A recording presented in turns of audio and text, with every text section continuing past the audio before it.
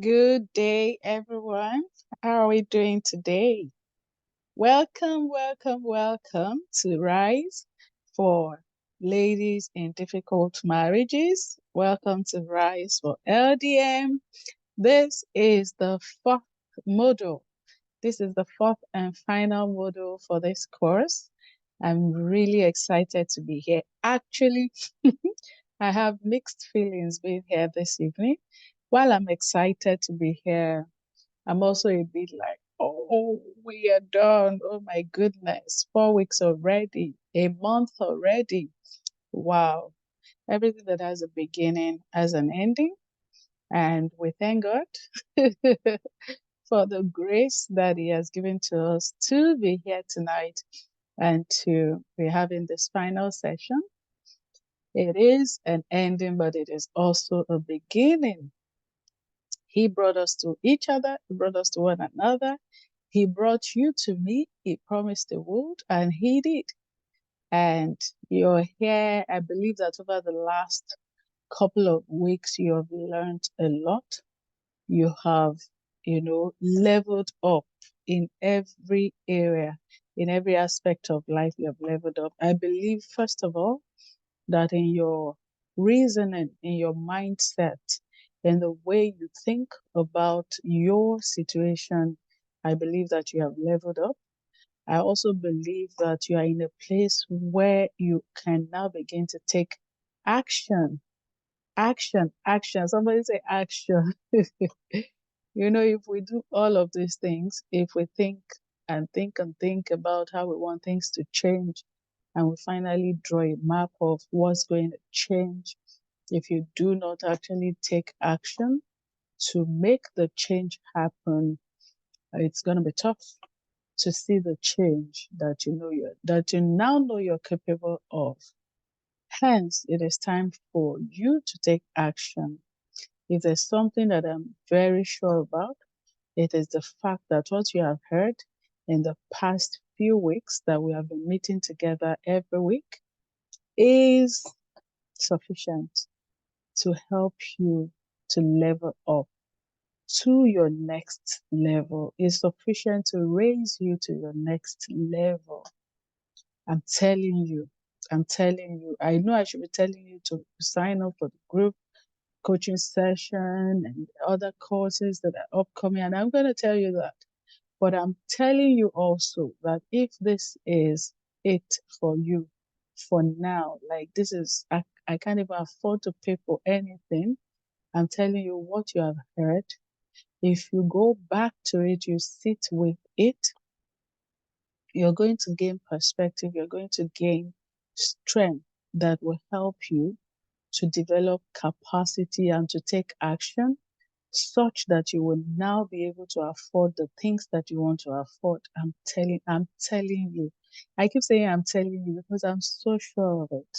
I'm so sure of it. It is full proof. Like it is proven. I have people who have used this and it has helped them to find stability in life, in their careers, in their businesses. Um, I've had someone who was actually suicidal by the time she was reaching out to me.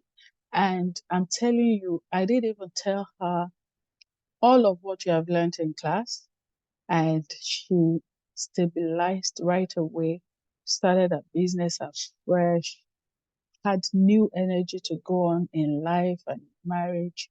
And she's doing well now. She's doing very well. She's stable and she's happy. She's enjoying her life. Now, I'm sure some people are saying, okay, so how about her marriage? Is it okay now? Well, I mean, like I've taught us in class, it takes two people. It takes two people. So I'm not even going to necessarily say, oh, and her marriage is doing fine now. But she has found her center. She has centered herself and she has, where you ensure that your spirit is not contaminated by the things that are happening around you, or so when your spirit is not like touched 100% with the things happening around you, then you are able to center yourself and then you can do all the other things that you're supposed to do with life and destiny. And like we said many times, when you start to do all of those other things that you're supposed to achieve in life, your marriage actually finds its level. It also stabilizes. Your husband starts to see you differently, starts to look at you differently. Oh, so this is my wife. He now starts to put repute on you, on your name, on your person, on who you are. Are we saying this is going to happen 100% of the time? No, but many times it's going to happen. Many of us have seen pictures of ladies maybe who used to be married, then divorced, then remarried maybe to someone else. And sometimes you will see that actually this lady worked on herself in between the two marriages. So maybe you will see someone that maybe was like a daisical, or let's use physical feature, maybe a bit on the big side. By the time she's marrying again, she has lost weight. So some of the things that she was struggling with in the previous marriage, she's able to get them under control in the period when she's single again. And then by the time she finds a spouse again, she has everything under control. She's a much more disciplined person. She's a much more just a better version of herself for many people. But also, what we're saying is that we are not going to divorce before we actually adjust the things that we are supposed to adjust. And we are assuming, in this case, there are different people in class. So I keep saying this, that some of the things I'm saying will apply to some people and it won't apply to some. So for some of us, it's your husband that is actually badly behaved. And so no matter how much you change yourself, and you try to fit in and to fit and to just make this thing work, it's going to be tough until he actually decides to change things and to rectify things and to make things work. But we're talking about the person who knows that she's badly behaved. She's the problem in the marriage. For you to say, I'm not going to be divorced before I actually give myself common sense. I'm going to do what I need to do to make sure that I am the best version of myself, to make sure that I am somebody that I am proud of, and to make sure that I'm somebody that my husband is proud of and my children are proud of. The Bible says our husband, he rises to call her blessed. Our children rise to call her blessed. Our husband too. Proverbs 31. Remember we read it last week? So you must become that person that your family arises to call blessed. That person that your society arises to call blessed. And that is the essence of Rise for Ladies in Difficult Marriages, where you look at life, and even though this marriage, which is a difficult one for you, seems to have encompassed and engulfed every part of you, such that you are now not able to rise to do all the other things that are on your plate, all the other things that you were created for. We're saying that you should give the right estimation to marriage so that you'll be able to do every other thing that is on your horizon, every other thing that is on your radar. All right. And that's it. That's what we're here for. So, by way of introduction, I think I've said a lot. And like I said, there's a lot of re-saying, re-emphasizing, painting the same picture in different ways. It is just so it can stick with you. So, in this final module, we're going to be talking about how to plan your next steps, how to fight for you, how to take yourself seriously, and how to embrace logic without discarding your emotions, because you must rise. Again, this course is for ladies who want to heal, who want to gain strength, who want to rediscover purpose, and who want to build resilience. And this is a no judgment zone. And you must expect to experience the restorative grace of wisdom, love, and light. You must know that you have encountered wisdom. And when you find wisdom, you combine it with knowledge and understanding, you take action, your life will never remain the same again. You must ensure that you experience the restorative grace of love. You must love yourself afresh. You must love yourself anew. You must love yourself again. You must forgive yourself in the places where you're beating yourself up and saying, look, I should have known better. I should have done better. No. Well, we found ourselves here. I forgive myself. I heal. I move on. Lord, help me to forgive myself. Help me to heal. Help me to move on. Help me to forgive my spouse, because forgiveness is bestowed. Is bestowed. Forgive us our sins as we forgive those who sinned against us, who trespassed against us. That's what the Bible says. So it is the love of God that helps us to forgive, even if the person is not apologetic, even if the person is not repenting or willing to change, where you look at yourself and say, unforgiveness is not a burden that I want to carry in life, because it can lead to sin. It can lead to this weight upon one's shoulders that cripples one from moving forward. So you forgive for your own sake. We've all heard that saying that hating someone, hatred, unforgiveness is like drinking poison and expecting the other person to die. You want to give somebody poison, but if you're not forgiving them, what you're actually doing is you are drinking the poison, but you're hoping that that person will be the one to die. It doesn't work that way. So forgiveness is a gift that you give to set yourself free, free to soar, free to live, free to have the best quality of life. My mom, my mom had this saying about unforgiveness, and she says it's like when a goat is tied down. She used to rear different animals, so goats were one of the animals that she reared when we were growing up. So she said, it's like a goat that is already tied down. Then imagine now tying yourself, taking the rope that they used to tie that goat and tying yourself to it and say, I will not let you, this goat, I will not let you go. I will not let you go loose. I will not let you roam. I will not let you go away from this spot. This spot is where you will die, tied up. But you've tied yourself to that goat. You've tied yourself to that animal. You've tied yourself to the same rope. So that is what unforgiveness does. And one of the best ways that you can start to, you know, find it in your heart to forgive someone is by praying for them, praying about them. First, you may not even be able to pray for them, but you can pray about them. You can bring them to God and in prayer to say, God, see my heart. I'm finding it very difficult to forgive this person. Look at what they did to me. Look at how they made me feel. Look at what they've done to me. Look at what they're still doing to me. I know you want us to forgive, Lord, but I'm finding it so tough, so difficult. Help my heart, heal my heart, give me hope again, give me joy, give me your restorative love, give me grace to forgive. And as you continue to pray that prayer daily, weekly, monthly, you'll find that heaviness in your heart starts to melt gradually, and you actually come to a point where it's not as if the person has actually repented or asked for forgiveness, but you just don't hold anything against them again.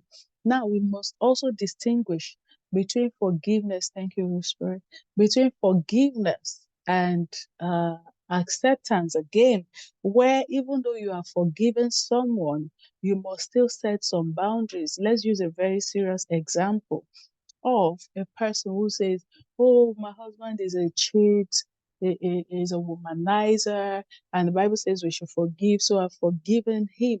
But he still keeps late night and he has a couple of girlfriends.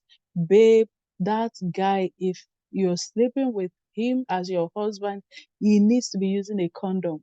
We're not even talking about let's do what's it called now? Child planning. No, family planning. No.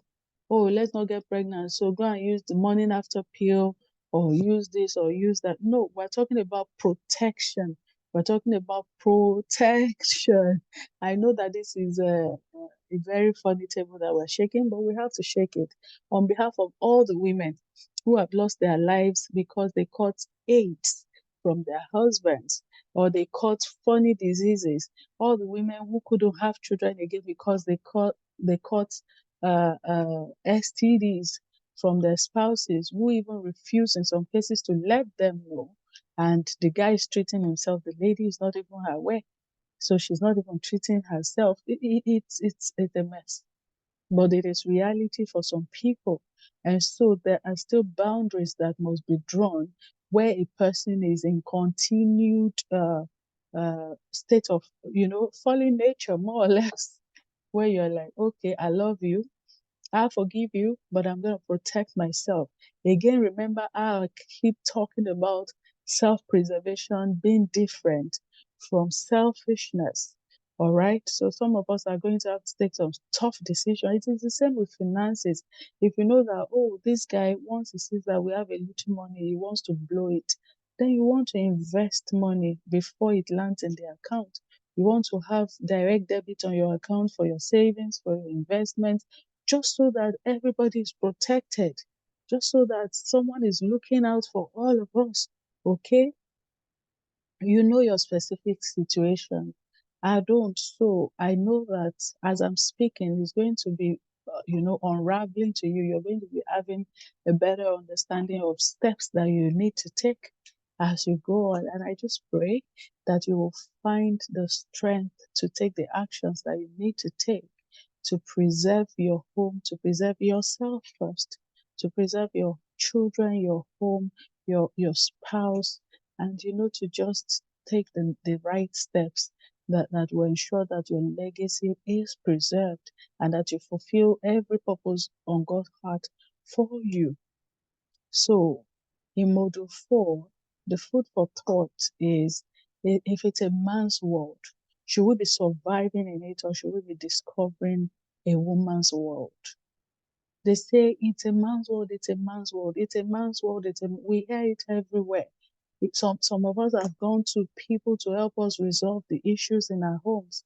You've gone to your pastors, you've gone to elderly ones that you both respect, and the thing you keep hearing is, oh, it's a man's world. You have to you make it work. You just have to adjust yourself. You just have to adjust your expectation.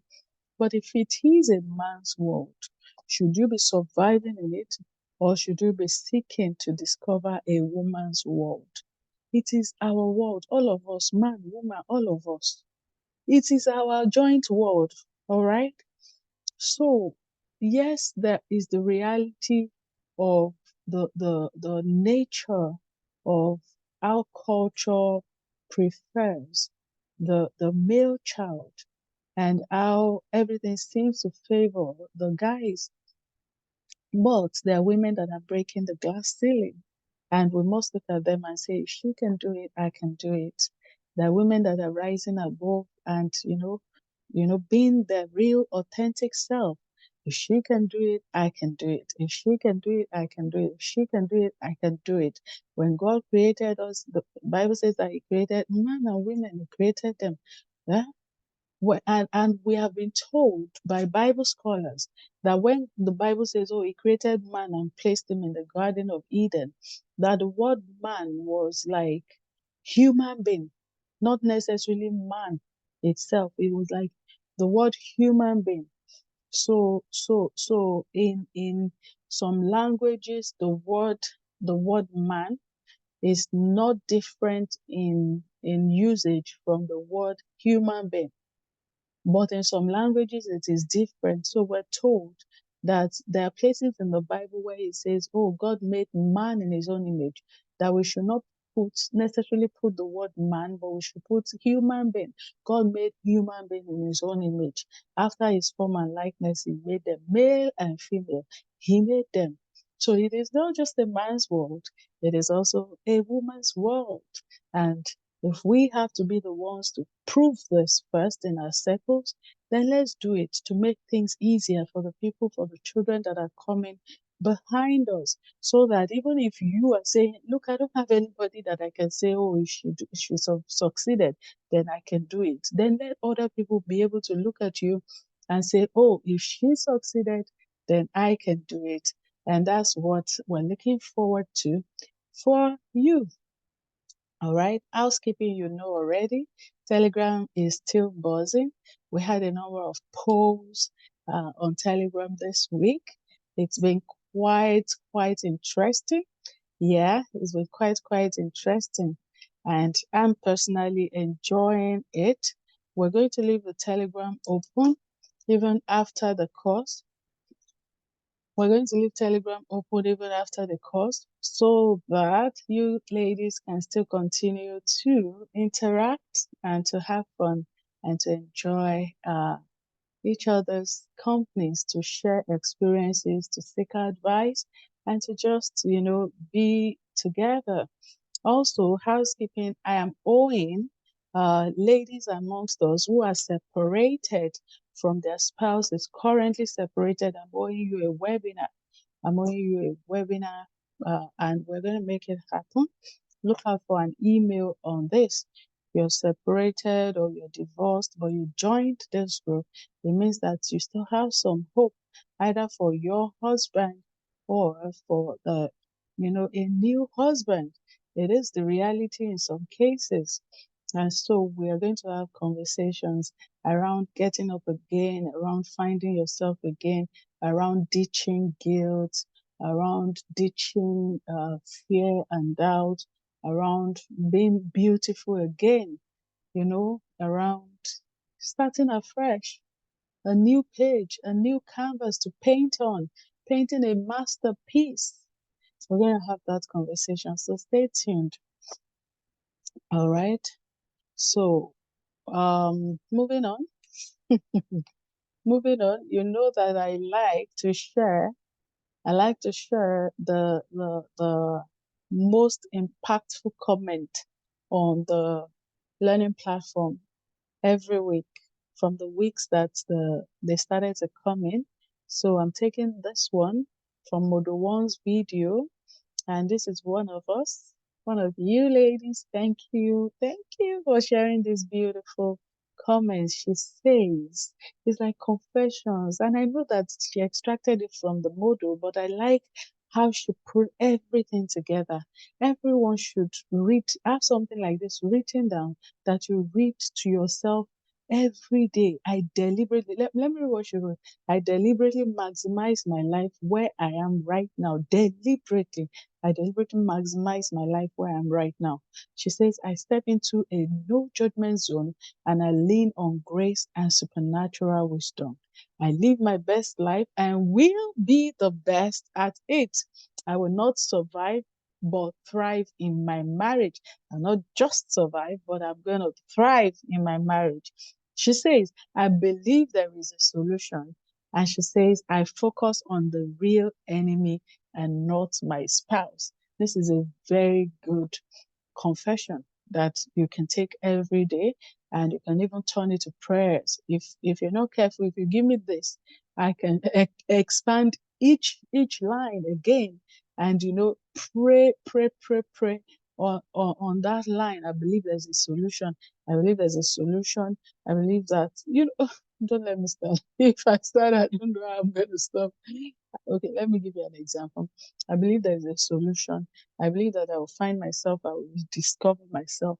I believe that I will thrive again. I believe that the solution that is within me that has been boxed up for many years is going to be unleashed and it will find expression in Jesus' name. I believe that everyone that is carrying the grace to help me find my solution locates me and I locate them.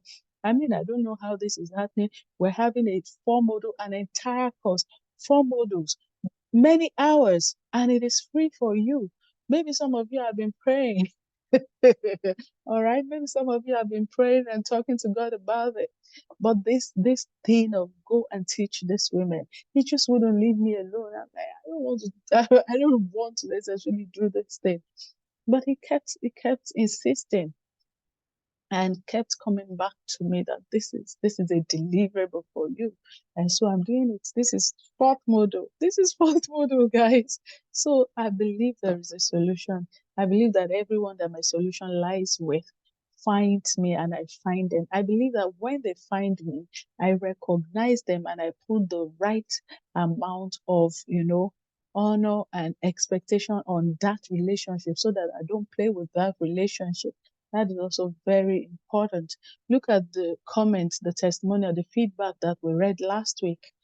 She said, look, the moment I started to say I'm going back to work and I remembered, that is even a gift, is a solution to remember. You remember, to remember.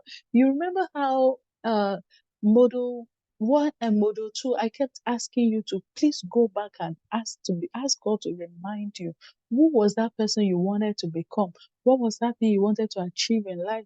And so the lady from last week, she was given her her testimonial and she said, I remembered I wanted to do IT. And so, oh, she reached out to a former colleague who does exactly what she wanted to do, and the person gave her everything that she needed, everything that she needed to actually start afresh in that field. So there are people who God has prepared their minds to help you. There are people who have the resources to help you restart your business. There are people who have the know-how, the knowledge to help you kickstart a new business. There are people who have the access to collect your CV and help you find a job. There are people who want to help you to float that NGO that you want to start. There are people who want to help you as you plan to make an impact on your world. I believe there is a solution, and my solution will find me, and I will find it, and I will recognize it. So imagine that we take each of these lines of sentences and you pray with it every day and you take action every day.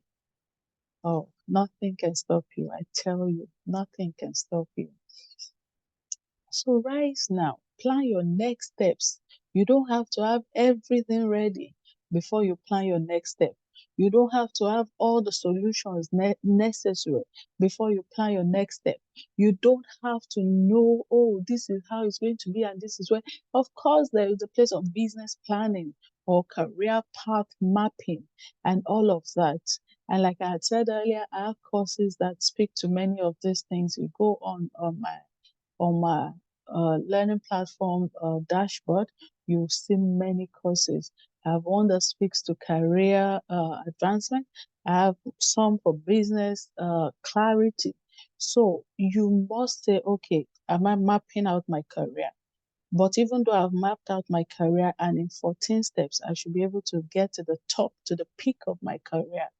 If you have said that to yourself, the next thing is to say, I don't necessarily have to see all 14 stages laid out before me before I take the next step. If I see the next step and step after it clearly enough, then I'm going to take that step, believing, believing that as I take that step, the step right after it will become clearer to me, and then the one after that, and then the one after that.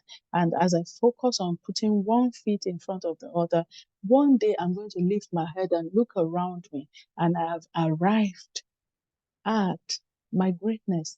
I've arrived at what I've always looked at and what has always seemed impossible. So you need to be focused in planning your next step, not necessarily just on the big picture, but on starting with what you have and starting where you are.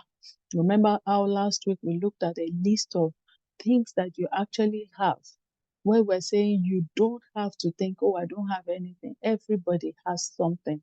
Everybody. In fact, if you're in a marriage where your spouse is not willing to share money with you, share resources with you, there is still something that he has that he can share with you that you can choose to share from. So that's why we must look at life from the positive angle. Imagine a person who is married to a rich guy and they have all of these connections and people around them. And even though he's not necessarily letting her start a business, but she knows that it's not just a business that will fulfill her. She knows that if she starts to give to orphanages, that will fulfill her. If she starts to speak to all their rich friends and she starts maybe a foundation, or she chooses a number of orphanages, adopts them, and says, oh, me and my friends, my group of friends, every month we're going to provide this for your orphanage. Uh, it's going to be fulfilling for her. It's going to be fulfilling for her. Some of you need to actually like host your rich friends and share your idea on how and ask them to support that dream. And many times, if it's an NGO, if it's a foundation, if it's something that gives back to society, people are willing to invest in it. People are willing to put money into it. They will even ask less questions than someone who is saying, I want to start a business. Let me pitch my business to you. But even someone who is saying, I want to start a business, let me pitch my business. Even if your husband is saying, look, I won't give you money to start a business. I don't want you to outgrow me. I don't want you to grow wings, whatever. He has friends who are business people who can give you business advice, who can link you up with your next buyer.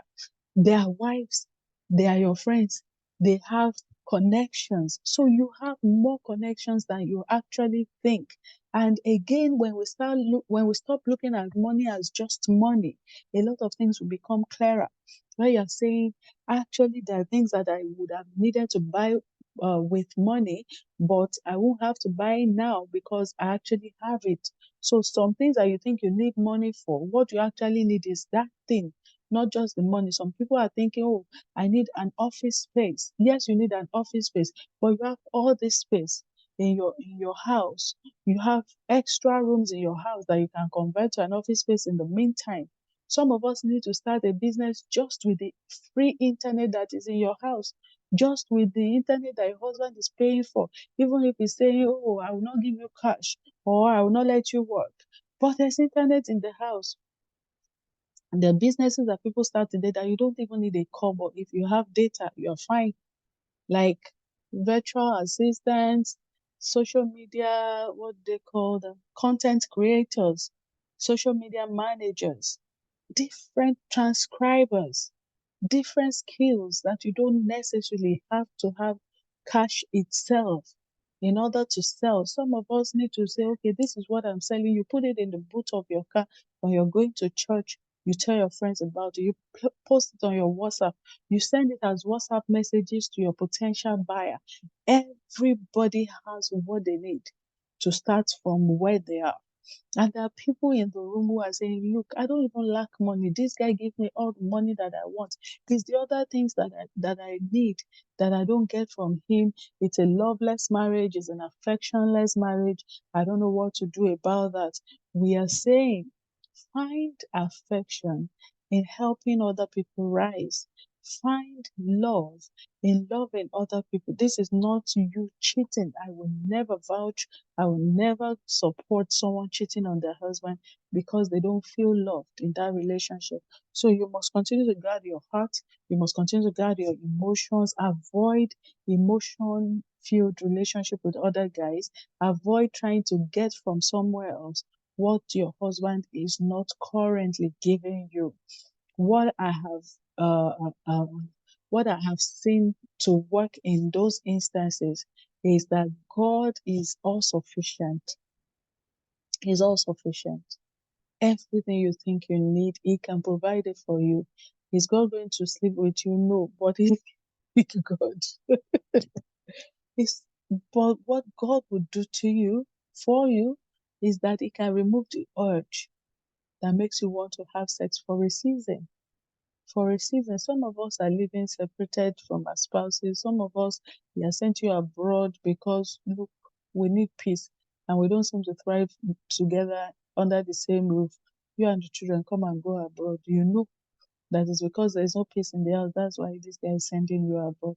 God can remove the urge to have sex.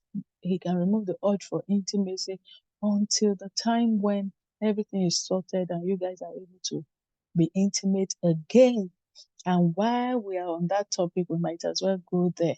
I've heard a number of people say, look, Coach B, I don't even know what you're talking about. This guy has pissed me off so much that I don't even feel like having sex with him. So I don't necessarily want to have sex. And he wants it, but I don't want it. What am I going to do? My question to you is that do you enjoy sex?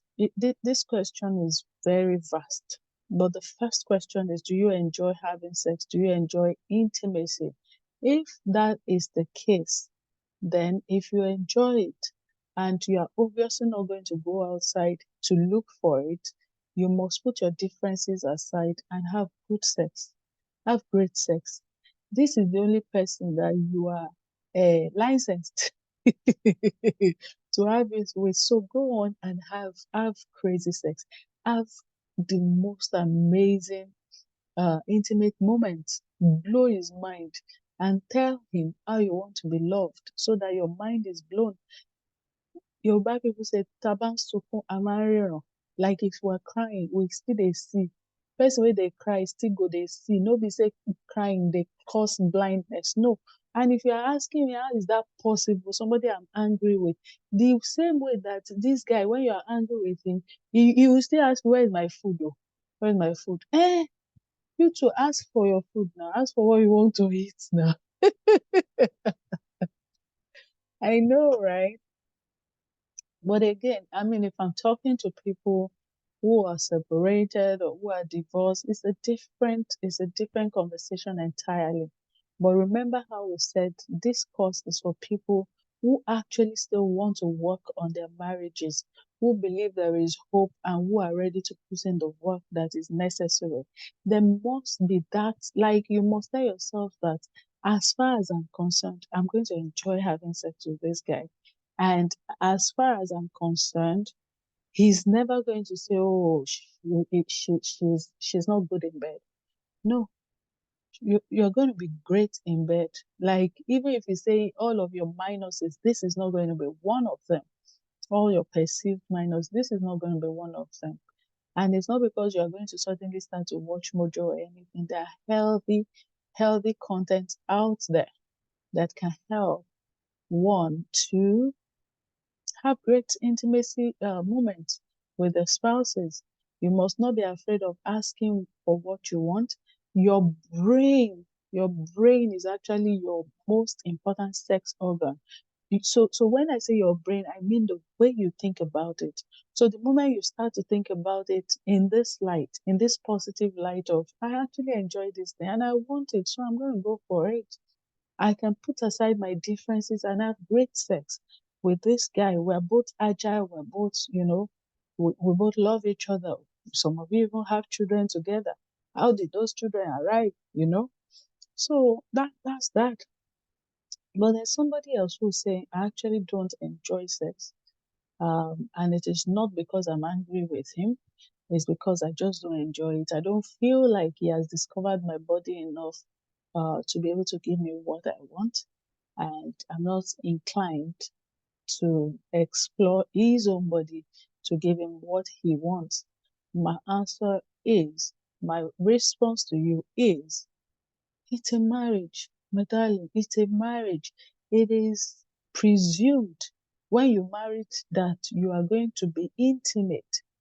It is a marriage, so you cannot deprive this person of your body. If for some reason you are not enjoying sex, we now have to explore and say, why are you not enjoying sex? Some of us were circumcised.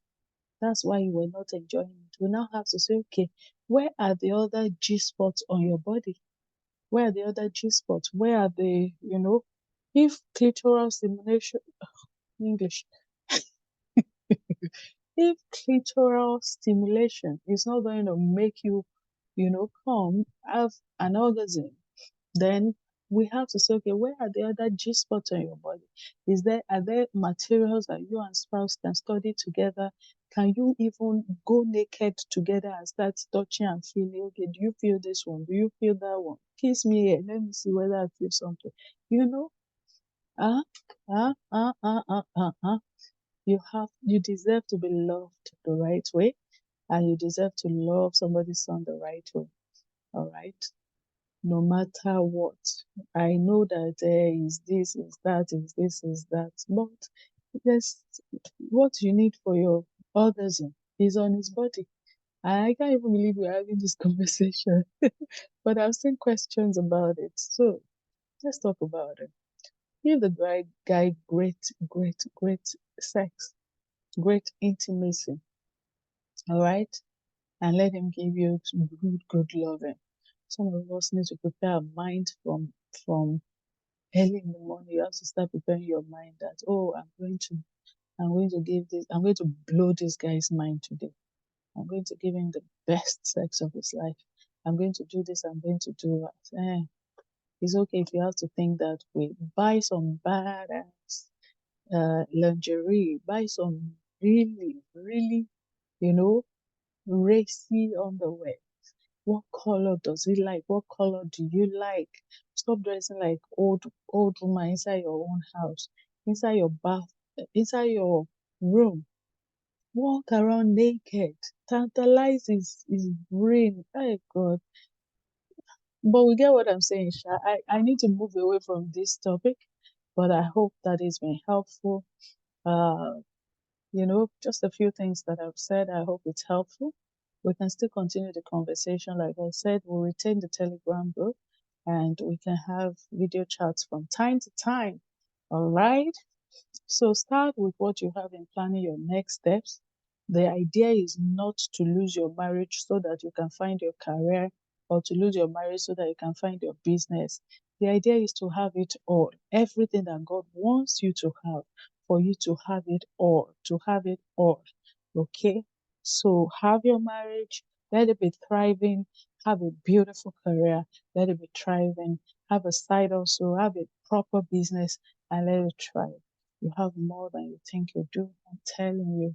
As you stay with God, as you look on the positive side of things, He's going to reveal to you all the things that you have that you didn't even know that you have.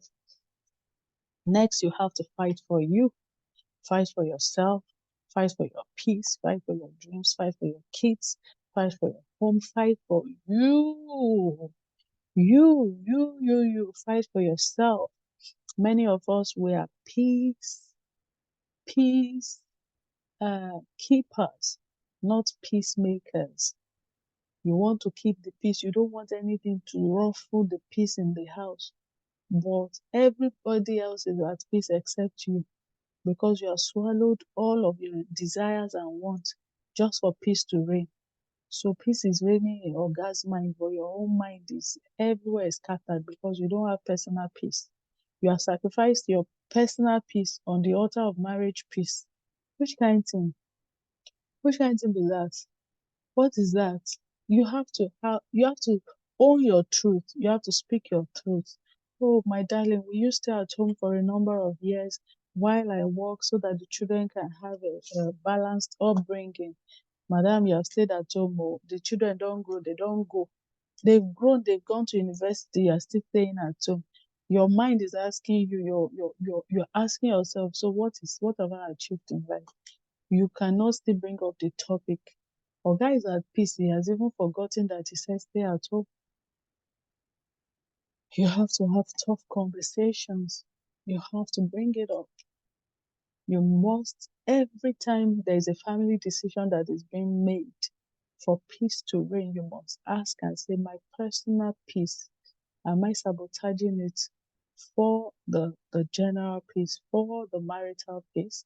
And if that is the case, what is the price that I'm willing to be paid for this?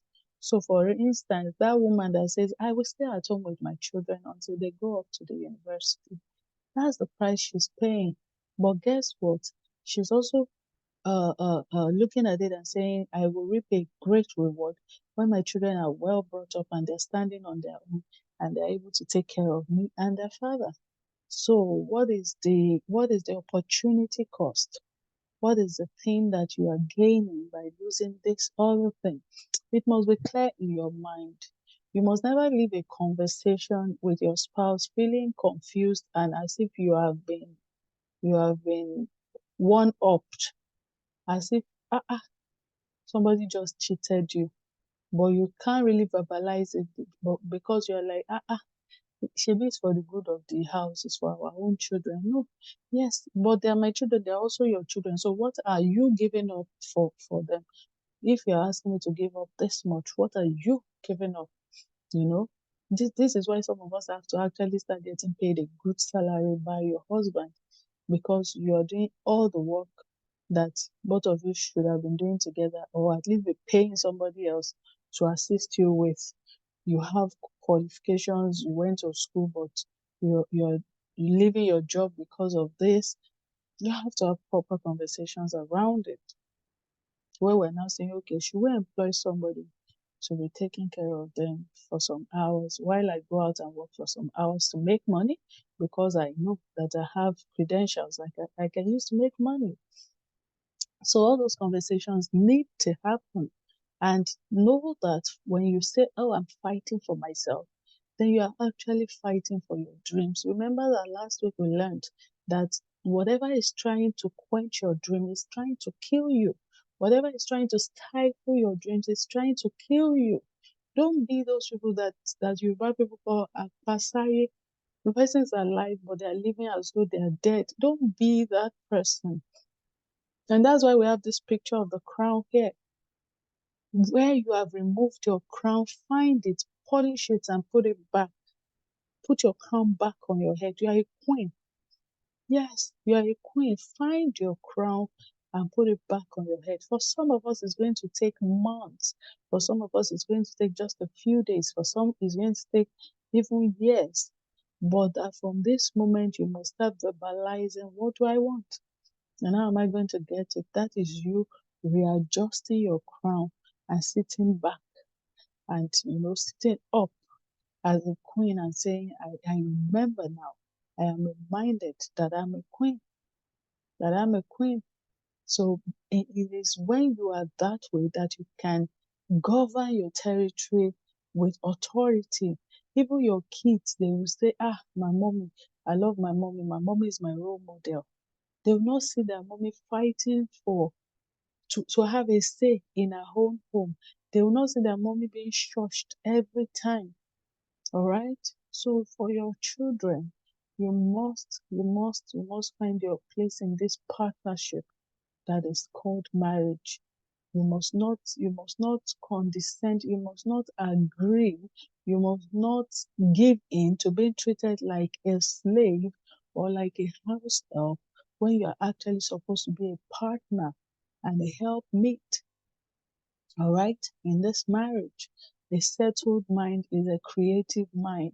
I keep going back to this mind matter because it is from your mind that everything flows. When you get this, everything will become clearer. From your mind is where everything flows. So the enemy will not come and snatch your dream from in front of you. He will introduce something that will disturb your mind. Once your mind is disturbed, everywhere is scattered. How are you going to be creative? It's impossible. So you must fight for your peace of mind. You must say, I've, don't be blindsided. Have your wit about you. If anything is being introduced that is going to disturb your peace, you must pay attention to it and say, let's examine what effect this is going to have on the dynamics of this home, on how we operate as a home, and on my personal peace. And if it's something that is going to seriously affect you, then you want to have a conversation about it. You don't want to leave it and let it simmer. Some conversations, of course, you will have it. And if everything is about to get out of hand, you calm down and say, can we talk about it at another time? When our emotions are not in the way, you go, you go, you come back again. You're not fighting. You're not trying to have an argument. You're just saying, this is how I see it. Help me see it how you see it. And let's meet halfway. It's a marriage. Nobody forced anybody to marry anybody. There's not one of us that they tied down and they dragged you to your husband's house and say you must marry him dun, by force. So at what point did you now start feeling like the housemaid or the slave around the house who must not have an opinion, who must just be saying yes, sir, yes, sir, yes, sir, yes, sir? No. Find your voice again, find your power, have proper conversations, all right? Take yourself seriously. This is the essence of everything we've been saying since morning. Up your game in dressing, in being, in how you want to be addressed, in pursuing your dreams and your desires and your goals, in excellence, being an excellent wife, being a great mother, being the best you ever. Up your game, up your game. Some of us need to embrace minimalism in some areas of life. Like, this life is not that difficult. There are things that you are doing that you don't have any business doing today. There are things you are involved in. You are over volunteered. You are overextended. You are overstretched. Some of you, your husband is not going to church because of you. He's not going to church again because of you. Because he sees how the church has now become his competitor. The church wants his wife's attention. Into he wants his wife's attention. Problem. He starts having what's it called? Bad mind against the pastor, against the church. Next thing, doesn't want to go again. You must be wise. You must plan your time. You must plan yourself. You must live a balanced life. Let me tell you, one of the major problems, and it may not look like a problem, but it can become a problem if we're not careful. Women who are in difficult marriages, before you know it, many of us, you turn you turn to church as your support system, as your crutch, because you're like, God can change everything and anything and anyone. And it is true. Yes, God can change anyone, God can change everything. But you will now start spending all the time in church. You will now be using church to avoid the home. You'll be using church to avoid your issues. Even the days that church is not open, you still go there so that they can open church for you. You want to sweep, you want to this, you want to that. Whoa, I love God. I love God. I serve God. I'm a child of God. I'm a church girl. But you must know when you need to be in church. You must know how you want to contribute to the house of God, and you must know how you want to contribute to your home. You must invest in your home. You must invest your time. You must invest your love. Imagine that garden that we talked about at the beginning. So it's almost like you and your husband now brought your two plots together and turned it to one big garden. He's planting on one side, you're planting on one side, and then there are parts that you're both planting on together. If you're not planting anything inside, you cannot come and harvest it. And that's why we're saying plant love. Plant great sex, plant companionship, plant bringing something nice to the table, plant being the best version of yourself that this guy can be proud of and he can say, that's my wife.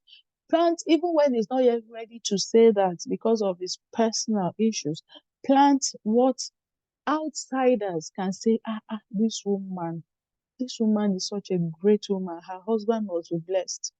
And they'll say it to the extent that they'll say it to his presence, where it will now begin to re-examine his stance and say, I married gold.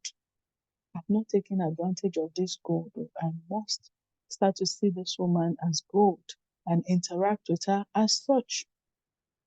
Next thing, and I think last thing on this slide, is do not compete with your man. You're not trying to become a man. You're not trying to be more profitable than he is. You're not trying to be more accomplished than he is. And if you are, you're doing it from the wrong perspective. Some of us, you cannot do anything productive unless you are angry. So it's the anger that you now use to fuel your action and say, I must prove to this guy that I have value. You now use that anger to push yourself to succeed. It is very unhealthy. It is a very unhealthy paradigm. No, you must just be assured in who you are and what God has called you to do. And it is from that that you must power on and push yourself. I want to be everything that God has called me to do. I want to achieve and accomplish everything that He has placed me on earth to accomplish. The Bible says that David, he fulfilled the whole purpose of God for his life. That somebody can be burned and they can live their lives and die. And when they die, it is said of them that they did everything that is written about them in God's books. That's what I want to achieve. And it was it Apostle Paul? He said, I have run my race. I have finished the course. I've run my race. I've finished the course. Are you going to be able to say that? Or are we going to be saying, look, it's the husband you gave me, or it's the wife you gave me, it's the children you gave me? No. So my biggest motivation is that I want to fulfill the entire purpose of God for my life. And if He has called me to help the less privileged, I want to do it with all of my strength. I will never be outworked. I may not have as many resources, as much resources as some people have, but we all have 24 hours in a day. I will use my 24 hours judiciously. I will volunteer in the places where He has called me to volunteer, and where He doesn't need me to volunteer, I'm going to stay away. Whatever He needs me to do, I'm going to do. If He's called me to be rich so that I can sow into great things that are happening around me, I'm going to do that. I'm going to be rich and I'm going to give to the poor and the needy. If He wants me to give of my time to the less privileged, maybe some of us, maybe it's adult education He wants you to start. Some of us is to start a trade. Some of us is to just, it's different things. It's different things for each of us. And we're saying that when you start doing that thing that He has called you to, then you have succeeded. You have succeeded and you are succeeding. And that it's not a competition. It's not a competition at all. So I'm not trying to become a man. I'm not trying to compete with my mind. I'm just trying to be the best version of myself. And for some of us, if you know that you already have animosity in your heart and you're like, I'm going to prove to this guy that I'm deserving of more, then you have to pray about it, because there's unforgiveness somewhere there. Remember, we talked about that in the beginning. There's animosity somewhere there. You cannot plant corn and expect to harvest beans. It's not possible. Don't plant animosity. Plant love. Plant joy. Plant peace. Plant progress, plant success, and you will find yourself harvesting them in multiple folds. All right? That is what it is. It is what it is. So, how do you know what purpose is? The purpose is the original intent in the mind of God, the Creator. Remember last week we talked about the car and how if there's something faulty with the car, you will go to the Creator of it to say, please help us fix this. There's something faulty. And that even if He gave you a mechanic who is supposed to know about the car but is mismanaging that car, you will take the car and take it back to the creator, to the creator of it. So your creator is God.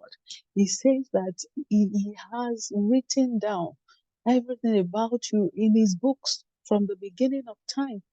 For each one of us, I believe that in heaven there's a book, and your name is like the title of that book, and inside that book is everything you're supposed to achieve on earth. You must be close to God. You must be intimate with God. You must ask questions about who you are, what He created you for, who He created you to impact.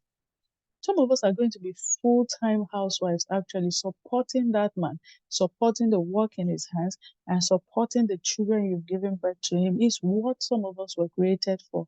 But you know this, you know peace. The moment you know that actually, even though I don't have a big shop in Lekki, and even though I'm not the MD of a big company, but I know that I'm fulfilling purpose just being this man's wife, supporting him, supporting the children. Then as long as you know that's purpose.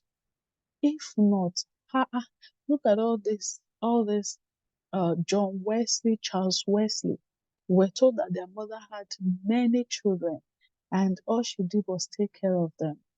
And she would pray in their presence, she would teach them to pray, she would teach them to serve God. And she ended up having these two great men of God as her children. And her husband, I think her husband was said to be a traveling minister as well. So she more or less single-handedly raised these children. But guess one of the things that we're told that she did? That she had this particular 1 hour in a day that you must never disturb her. Imagine like 9 children running around the house. But it gets to a certain hour, everybody must be quiet.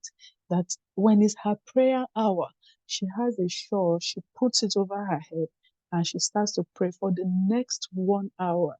Nobody must make noise, nobody must shout. She trained her children to see that God is first. God is first. And she birthed generals of kingdom, generals for God. So, what is that purpose in the mind of God for you? What is that purpose? And are you fulfilling it? Are you fulfilling it? Intimacy with God will lead you to your purpose.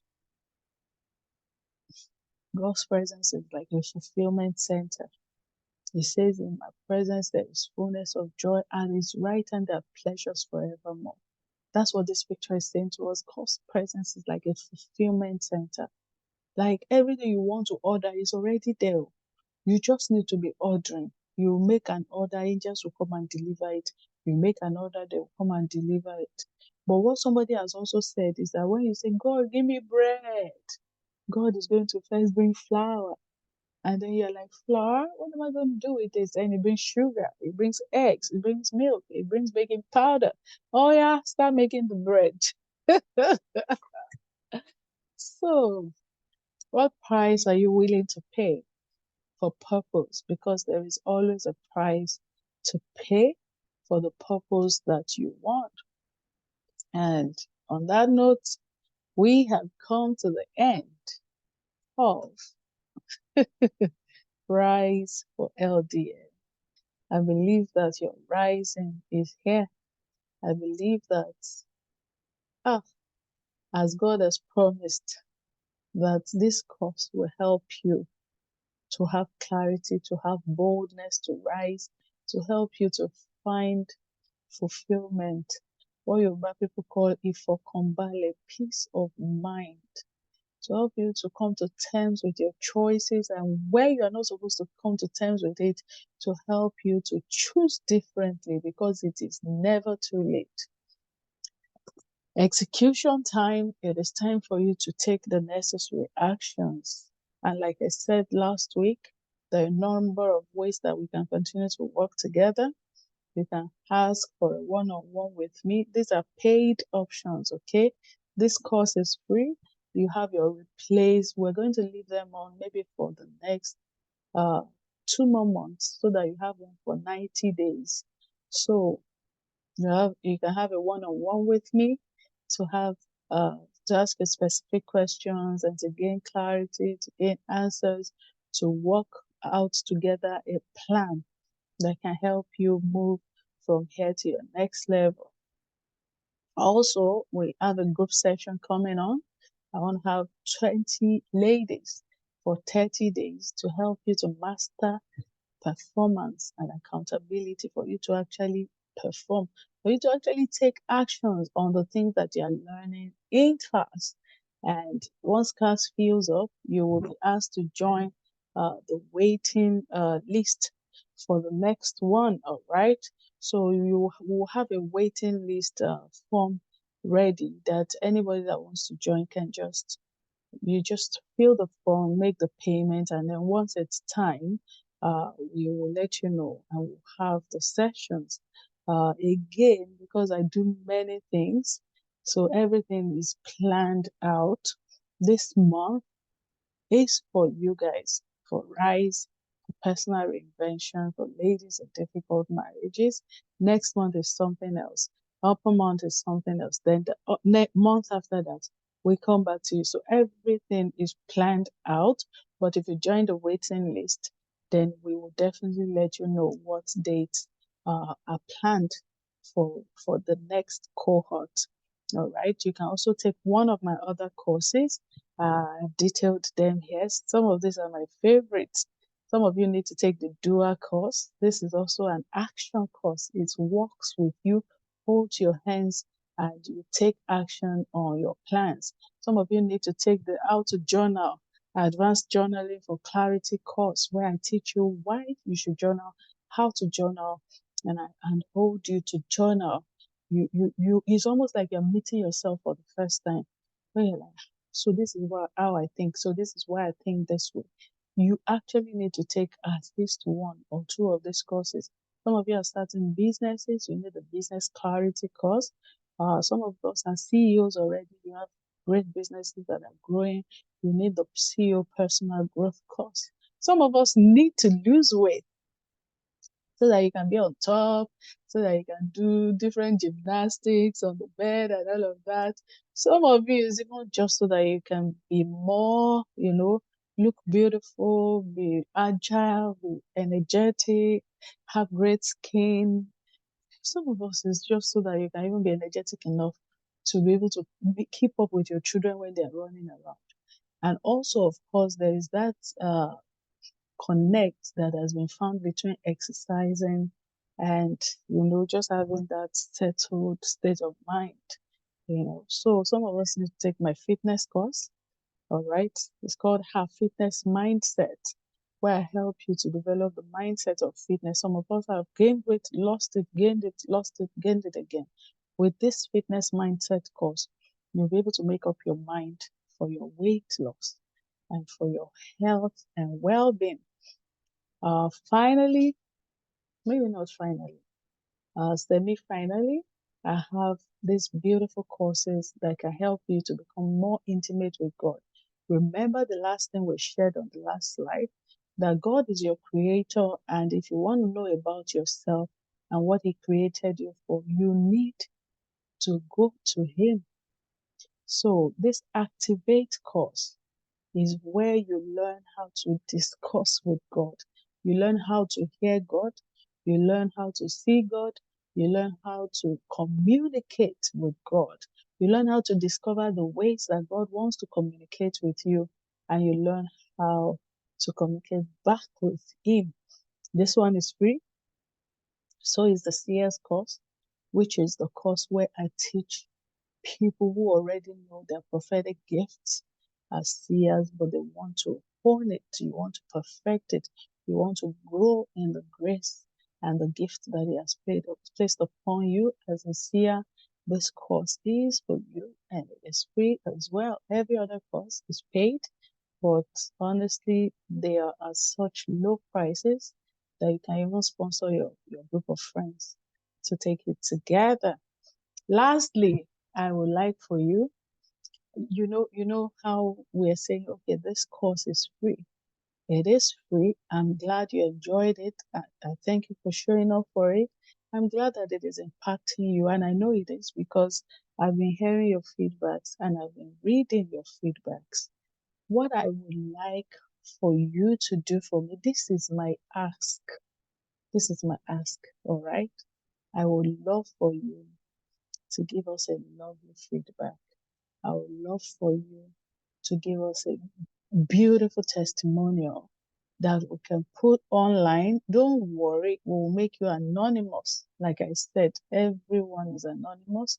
We're never at any point in time going to bring out your details and share with the world. No, because of the sensitivity of this particular course, all right? Except where you are ready or willing to come out and say, oh, guys, look at, all right? We love your feedback. With each module you listen to, I don't just want to read, thank you, Coach B. I know you thank me. Thank you too. But give me specifics of what this is helping you to achieve so that I can share it with my community. We can share it with our communities and we can get more ladies into the room. I have a mandate to help women rise. Women in marriages rise. God created us male and female. If the male is fulfilling his purpose and the female is not fulfilling her purpose, there's still problem. There's still problem. It's a lopsided view. So God wants both of us to fulfill her purposes together. And that's my mandate. Help me to fulfill this mandate. Share the link to the course on your page. Share it with women that you know are going through as well. Share it everywhere. Give us feedbacks that we can screenshot and use to invite more women into the program. And thank you. We will now be saying thank you so much. So on that note, of course, we won't forget our quote for the week, and maybe we can call this one's quote for the course, because this is the end. Drum roll. Drum rolls. This is the end of the Rise for LDM course. I want you to remember that you need to take your next steps while your passion is still strong for what you desire. Passion wanes. If passion is like a glass of water in a cup, if in the morning it's full, by evening it is almost empty. And it is not necessarily because you are pouring it out or because somebody is drinking from it. It is because passion dwindles, passion wanes. The stress and the drag of life sucks out passion. So now that this thing is as it is hot, now that this thing is very strong on your mind, I have to fulfill purpose. I have to find myself in this marriage. I have to succeed in life. Only one life. You only live once. I have to make my life work. Now is when you have to take your next steps. All right. Some of us in the group, you're going to have to bunch together, keep yourselves accountable, read one of the books together, do your workbooks together. You're going to have to use the support system that is going to be available for you on this group and grow together. All right. So take your next steps while your passion is still strong for your desired outcome.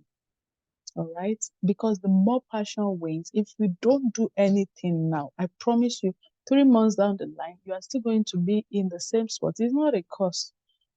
And you're going to be saying, it's not so bad, though. So the familiar seems not so bad when passion has waned. It's not so bad, though. At least we're eating. It's not so bad, though. At least we have life. No, you're not here to cope. You are here to thrive. You are here to lead. You are here to rule. You are here to be queen. All right. So now that you are still like in that ginger mode, you need to take action. Put your CVs out there. Browse for business ideas. Look for partnerships. All right. Shake off what limits you and reach out for what builds you. We don't move forward by dwelling on the past. We move forward by focusing on the future. We move forward by focusing on the future and building in the present. So let all your energy be aimed at moving forward, and forward it is going to be. I love you so much. I know you know that by now. I love you so much. I look forward to meeting many of you in person. I look forward to becoming friends on Telegram, friends on Zoom calls and prayer sessions that we're still going to have together. All right. I really look forward to all of it. And I'm here for it. I look forward to sharing in your testimonies, dancing and jumping for joy because you just landed a great job, or you just became the VP of your company, or the CEO of the company, you just found a beautiful job, or you just, all of your celebrations because you decide to rise. I've been here cheering you on. I love you. I'm accessible to you. You can send me an email.